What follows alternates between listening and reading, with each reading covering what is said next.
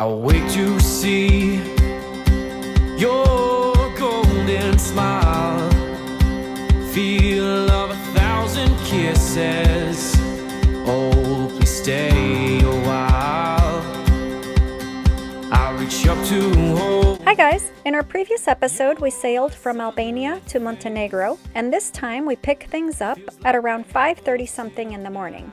Also known as, why the hell am I awake at this ungodly hour? O'clock. That's when we rolled into the Bay of Kotor, up on the northern coast of Montenegro. Join us as we check into the country and get settled for a few weeks of exploring this brand new to us destination. Well, we're coming into Tivat, Montenegro, here at 5:42 in the morning. We have a beautiful sunrise coming.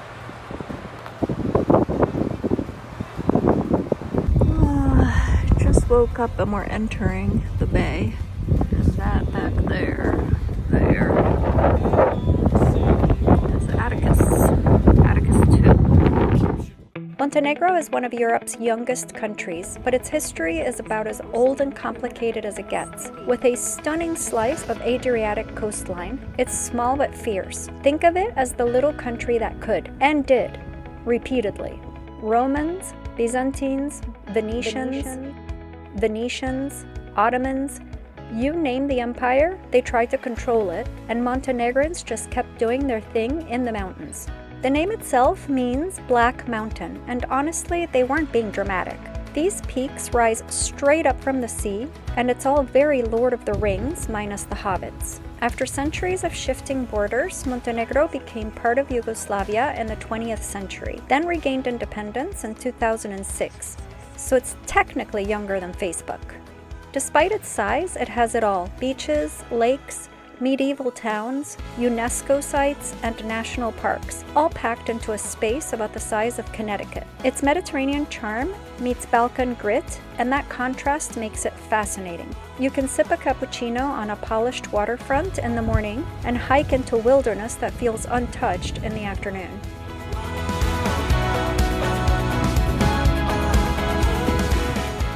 These tunnels in the mountains were once Yugoslav Navy submarine hideouts. Built in the 1970s during the Cold War, they were designed to conceal submarines and small naval vessels from enemy ships or aircraft. The entrances were camouflaged with fake rocks and even polystyrene cliffs, making them nearly invisible from the sea or sky.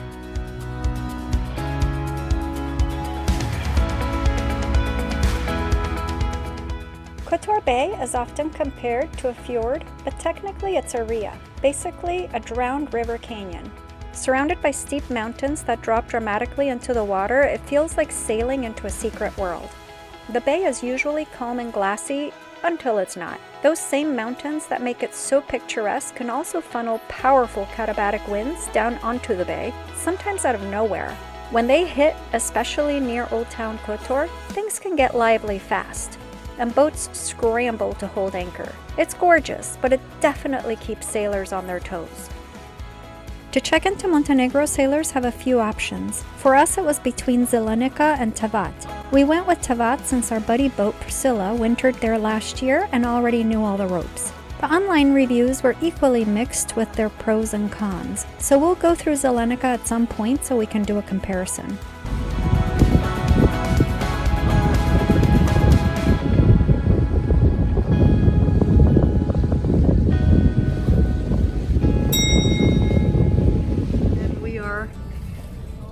Side on at the wall to check in with customs in Tivat.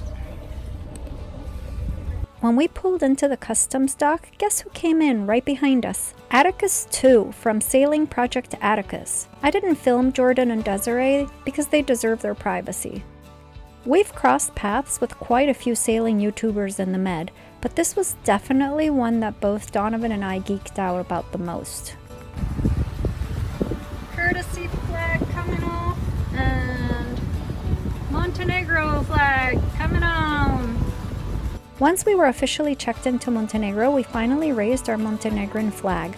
always such an exciting and satisfying moment. Since buying Eucalyptus, we've now sailed to Turkey, Greece, Albania, and now Montenegro. Croatia and maybe Italy are next, so we've already stocked up on all the courtesy flags we're going to need along the way.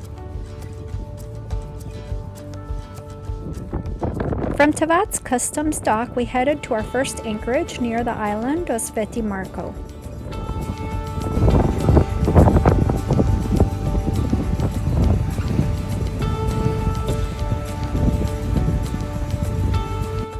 Back in the 1980s, this was a Club Med resort, but it shut down during the war and nature has since taken over. Now it's a jungle of overgrowth, one very cranky caretaker, and apparently a million snakes.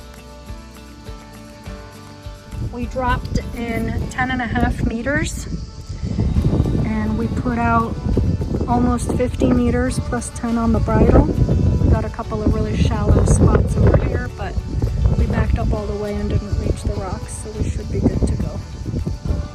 Everyone told us not to set foot on land unless we wanted to get yelled at or bitten by snakes. The goats, however, seemed to be doing just fine.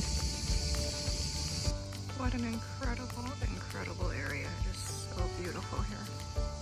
We're gonna try and move to this little section today if there's enough space.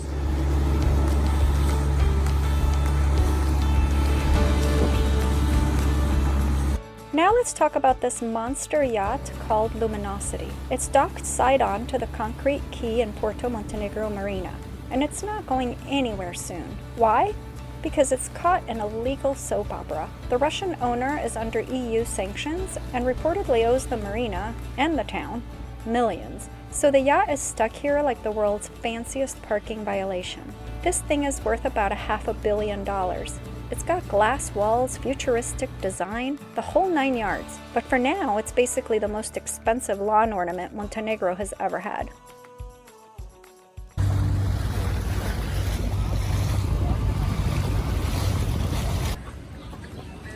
This is just a small section of the waterfront. And it is definitely fancier than what we've seen in recent time. And the marina itself, stunning. Perfect landscaping, spotless docks, high-end shops. Honestly, it's probably the cleanest marina I've ever seen. Walking around, I felt wildly underdressed and slightly like I'd taken the wrong turn into Monaco. I'm sick as a dog again. I got back from France and got sick, and then some new people we just met, they were sick and they got me sick again. So anytime anybody goes on an airplane, they make me sick. So I'm just laying here trying to breathe.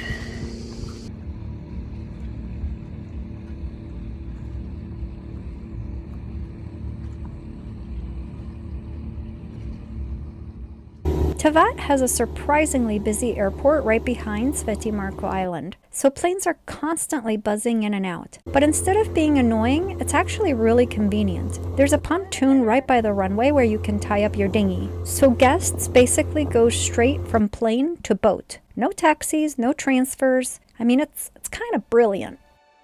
There's the airport. If you can see anything because my phone's...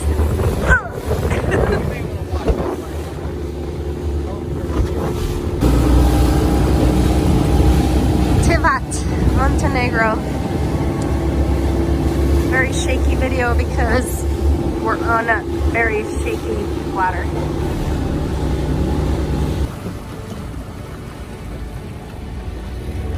This is our little shortcut to get into the marina. So we can go park our dinghy with our friends. There's really not that many places where you can park your dinghy. They're all pretty inconvenient, so you've got to walk a really long way. It was not fun carrying loads and loads of water and heavy stuff in this heat back to the dinghy. But we have some friends that are staying in the marina, and so we just park our dinghy next to their boat. There's the little baby birds.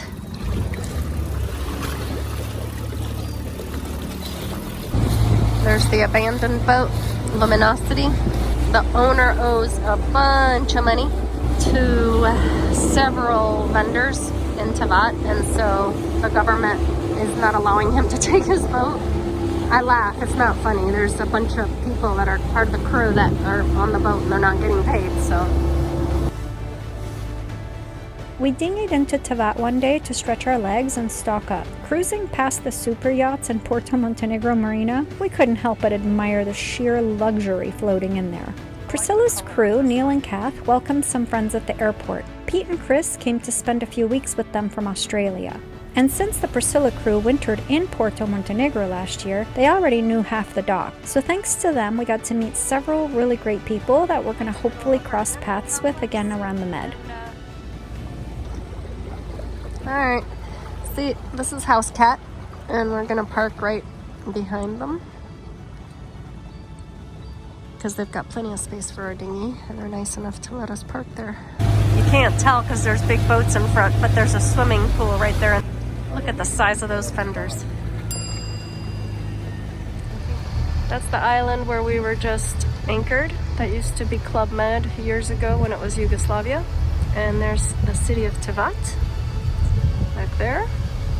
And I don't remember the name of this church. I'll look it up. Very pretty. And today's extravaganza, there's an opening in the mountains. And we're going to the other side of these mountains here, where Tivat is, to the town of Kotor. And we're gonna try not to run over this fisherman. We shouldn't, because he's in very shallow water right now. So if we do run over the fisherman, we're probably gonna run aground.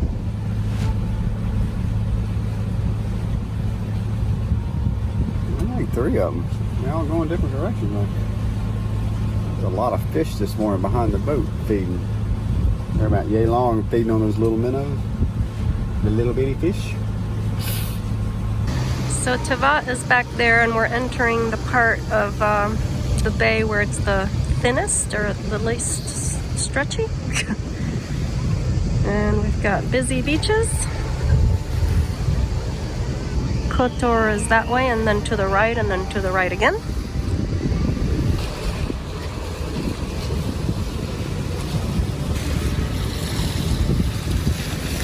So we're going into very steep mountains, and the bay is fully enclosed basically just by mountains, and so it's supposed to be quite a bit windier in here under just normal circumstances, let alone an actual like windy day where a lot of boats have dragged anchor.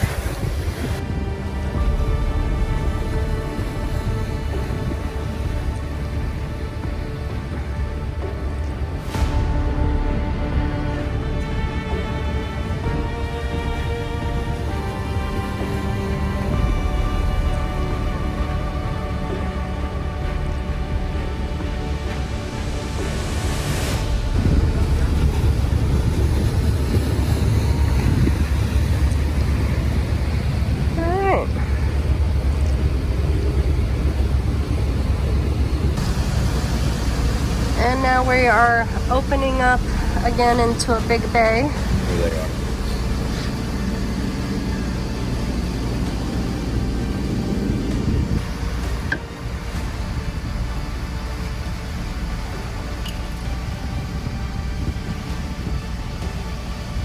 Another island with a church. Another island with a church.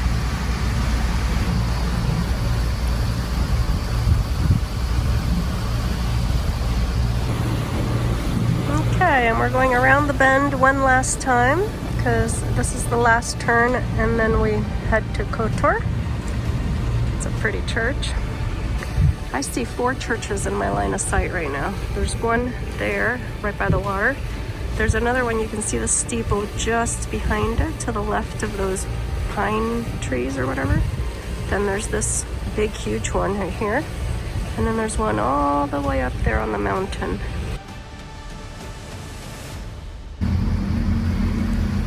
We have made it to Kotor, and we are going to anchor right in front of us, closer to shore.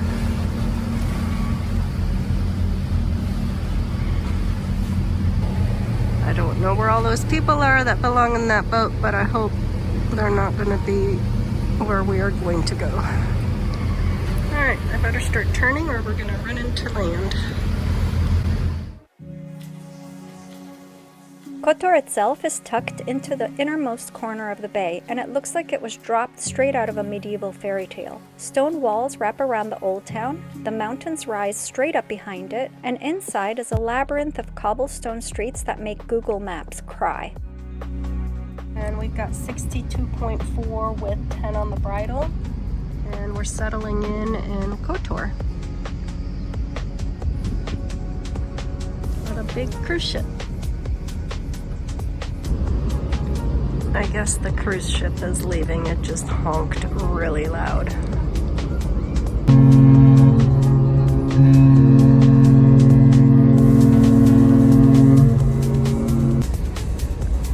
There's like a wall that goes up the mountain. Perched high above the old town is San Giovanni Fortress, or St. John's Fortress, which looks like something out of a fantasy film. The fortress walls zigzag straight up the mountain behind the town, stretching for about 4.5 kilometers in total. They climb to around 260 meters above the sea level, and the hike to the top is known for being both beautiful and brutal. There's about 1,300 steps to the summit, and there's actually two ways up: the official stairway, which costs a few euros and starts right in town, and the ladder of Kotor trail from the back. Both routes offer insane views over the bay, especially at sunrise and sunset. Now, full disclosure, we did not climb it this time. We were both getting over a nasty cold, and just walking through town had us wishing for oxygen machines.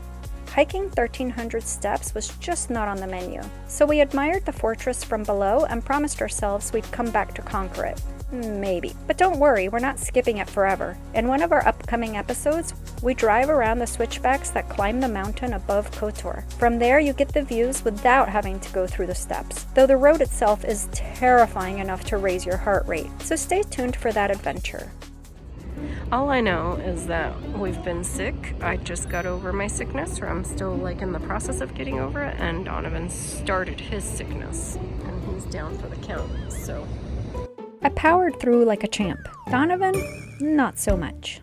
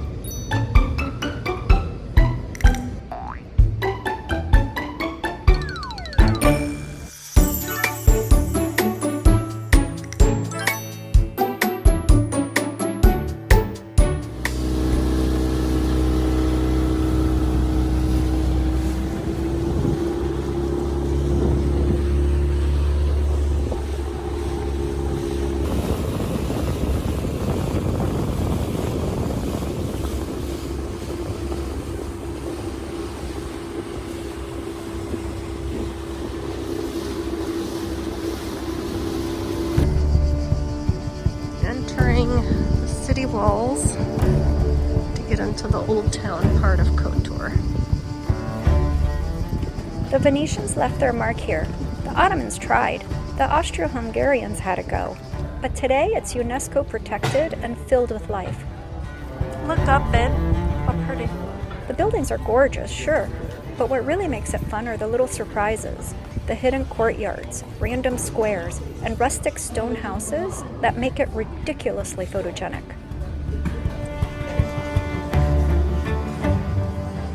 The old town of Kotor is one of those places where you don't even try to follow the map. You just wander. The streets twist and loop back on themselves, and that's where the magic is. You round a corner and bam, there's a centuries-old church. You take another turn and suddenly you're in a square with a cafe, 2 pigeons, and a busker.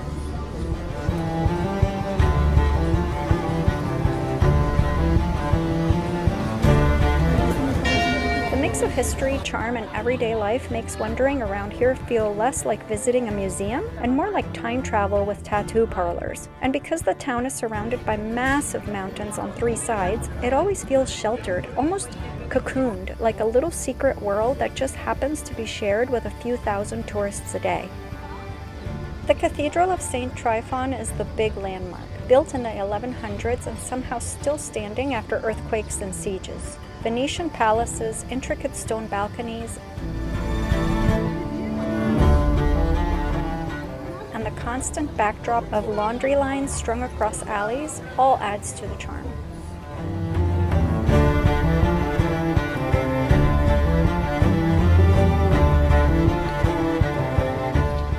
But it's not just history here. The town is alive. You'll hear live music spilling out of bars, see laundry hanging from the centuries-old balconies, and yes, cats everywhere. The atmosphere changes with the hour. Quiet and contemplative in the morning, bustling with day trippers in the afternoon, and then calm and romantic once the cruise ships leave in the evening. It's one of those towns that doesn't just show you history, it lets you live in it for a while.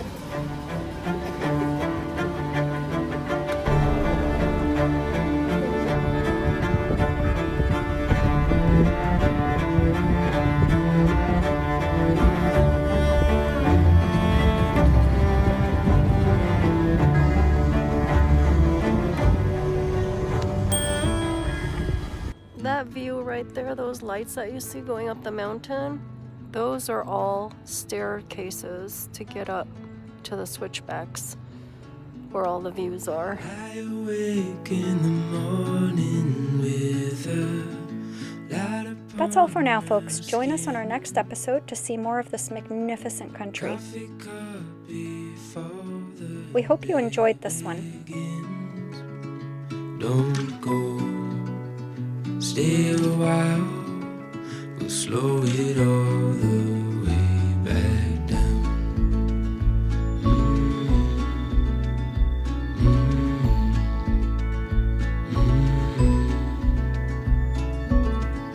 Time is still and there's nowhere to be.